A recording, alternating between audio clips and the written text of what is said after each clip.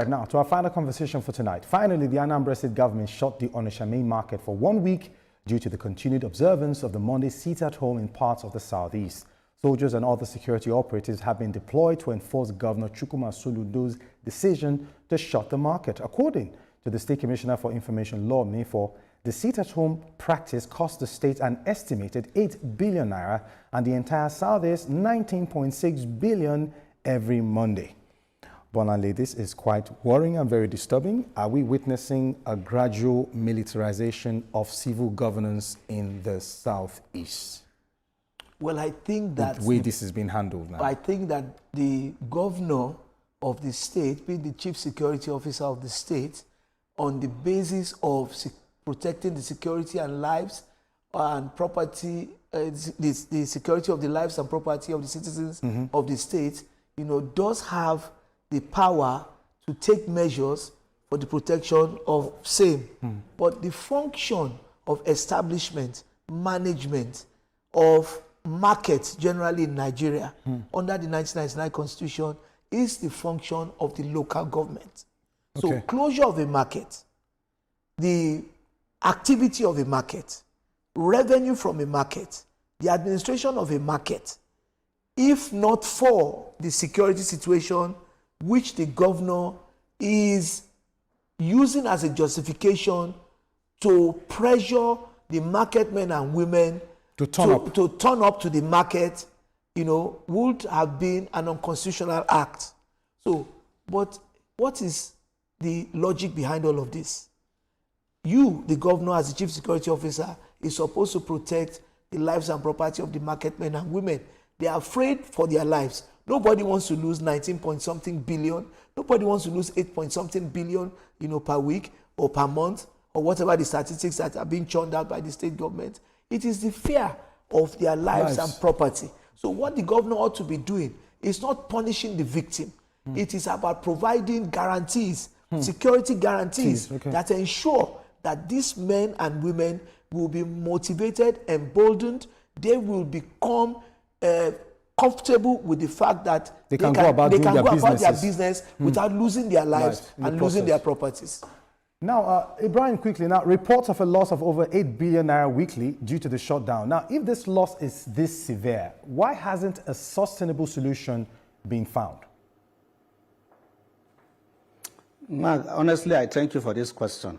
In the first place, there has been this conspiracy of silence within the governors in the southeast. Why is it that when this man, Anambra State Governor Soludo, took this decision, all other governors were silent on it?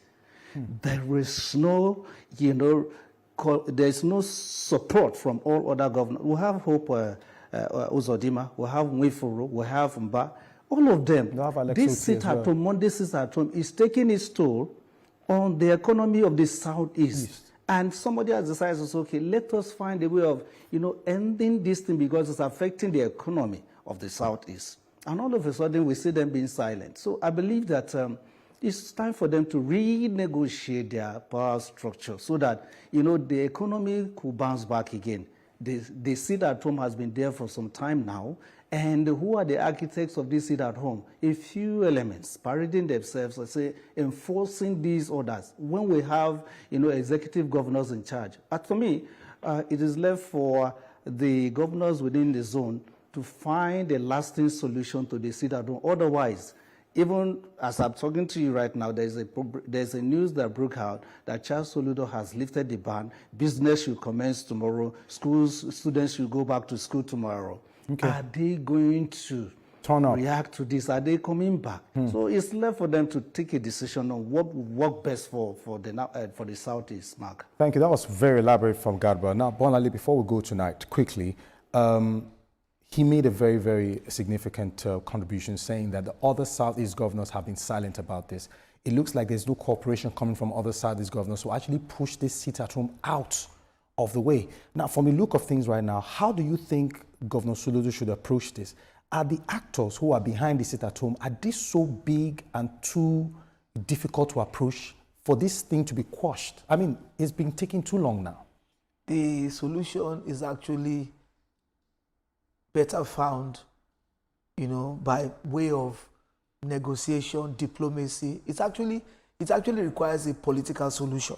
Okay. The stakeholders in the southeast region, including the governors, the traditional rulers, the opinion leaders, stakeholders, market men and women, the big business moguls, you know, whose national prominence, you know, we all know, you know, should be able to weigh in on a situation that, you know, challenges the capability of the governors of the southeast to protect the lives and property of the citizens in such a way that the economy does not continue to suffer.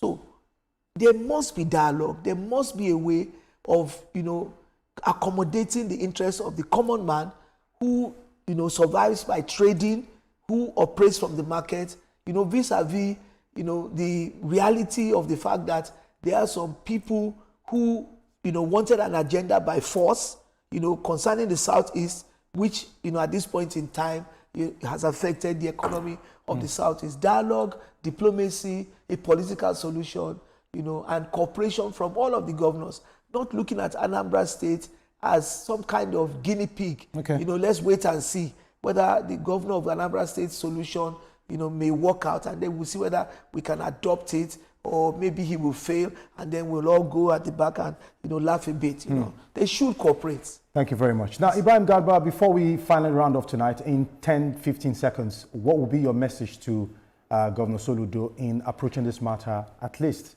for the opt-in time? No, it's a very simple message. Don't back down. Okay. Insist on them coming back to, you know, coming back to work. Monday sit at home should be completely erased. Okay. I think dialogue is the way forward, just like Bolale mentioned. Right. Diplomacy is another. You know, we should find a way of, you know, resetting the country, especially from the southeast. We cannot go to war with ourselves. We should find a way of maintaining peace so that Nigeria can get better than it is today. Thank you, Mark. Thank you very much, Ibrahim Garba. It's always a pleasure talking to you on Newsweek for your time. Thank you so much for your time. Appreciate you.